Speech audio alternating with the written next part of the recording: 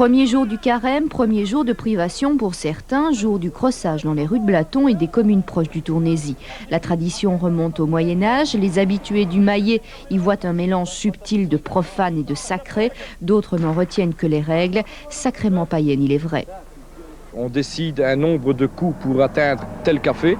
Il faut que sur ce nombre de coups, on arrive à toucher le tonneau qui se trouve juste en face du café. Sinon, c'est l'autre équipe qui prend le point. 3 coups en avant, 1 coup en arrière. On choisit le nombre de tirs à effectuer pour atteindre le fût et que la cholette roule. À l'origine, on pouvait fréquenter sur une seule journée 37 cafés. Il en reste actuellement 15, 16, enfin disons que ça a certainement diminué de plus de la moitié. On se trouve dans quel état à la fin du crossage, à la fin de la journée? Il est de tradition, nous, dans notre société, de consommer qu'un demi-verre par café, ce qui fait qu'en fin de journée, vous pouvez compter, si nous avons 16 cafés, un demi-verre par café, ça fait 8 verres de bière sur l'ensemble de la journée. Je ne crois pas que ce soit démesuré.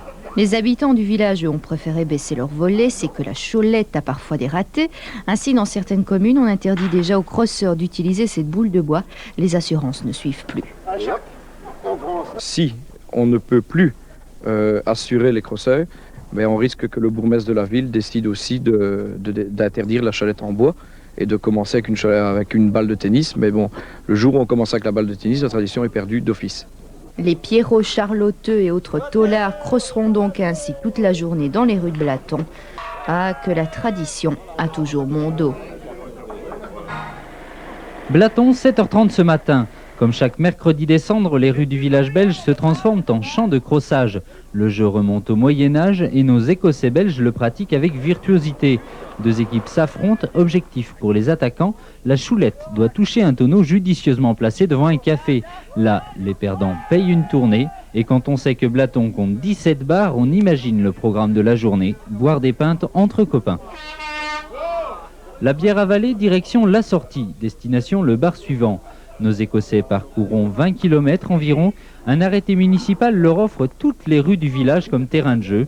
Au Moyen-Âge, il n'en était pas de même. Les rues interdites, le jeu se pratiquait dans les champs, sinon c'était l'amende. À Amsterdam aussi, là, ils étaient plus sévères.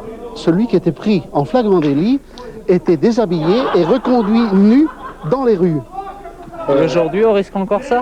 Non, notre bourgmestre est moins sévère. Imaginez 120 crosseurs nus dans les rues, ce serait gag. Jour du carême, premier jour de privation pour certains, jour du crossage dans les rues de Blaton et des communes proches du Tournaisis. La tradition remonte au Moyen-Âge. Les habitués du maillet y voient un mélange subtil de profane et de sacré. D'autres n'en retiennent que les règles, sacrément païennes, il est vrai. On décide un nombre de coups pour atteindre tel café. Il faut que sur ce nombre de coups, on arrive à toucher le tonneau qui se trouve juste en face du café. Sinon, c'est l'autre équipe qui prend le point. 3 coups en avant, 1 coup en arrière. On choisit le nombre de tirs à effectuer pour atteindre le fût et que la cholette roule.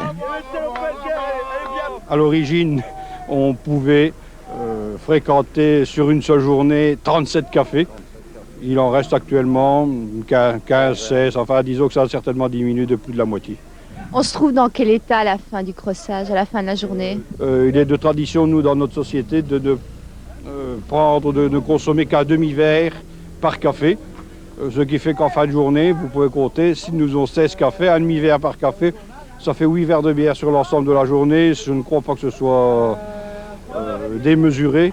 Les habitants du village ont préféré baisser leur volet, c'est que la cholette a parfois des ratés. Ainsi, dans certaines communes, on interdit déjà aux crosseurs d'utiliser cette boule de bois. Les assurances ne suivent plus.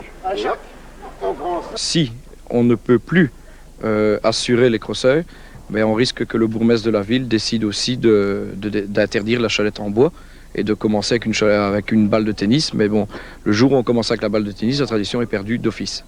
Les Pierrots, Charlotteux et autres taulards crosseront donc ainsi toute la journée dans les rues de Blaton. Ah, que la tradition a toujours bon dos. Blaton, 7h30 ce matin. Comme chaque mercredi des Cendres, les rues du village belge se transforment en champ de crossage. Le jeu remonte au Moyen-Âge et nos Écossais belges le pratiquent avec virtuosité. Deux équipes s'affrontent, objectif pour les attaquants, la choulette doit toucher un tonneau judicieusement placé devant un café. Là, les perdants payent une tournée et quand on sait que Blaton compte 17 bars, on imagine le programme de la journée, boire des pintes entre copains. La bière avalée, direction la sortie, destination le bar suivant. Nos Écossais parcourront 20 km environ. Un arrêté municipal leur offre toutes les rues du village comme terrain de jeu. Au Moyen-Âge, il n'en était pas de même. Les rues interdites, le jeu se pratiquait dans les champs, sinon c'était l'amende.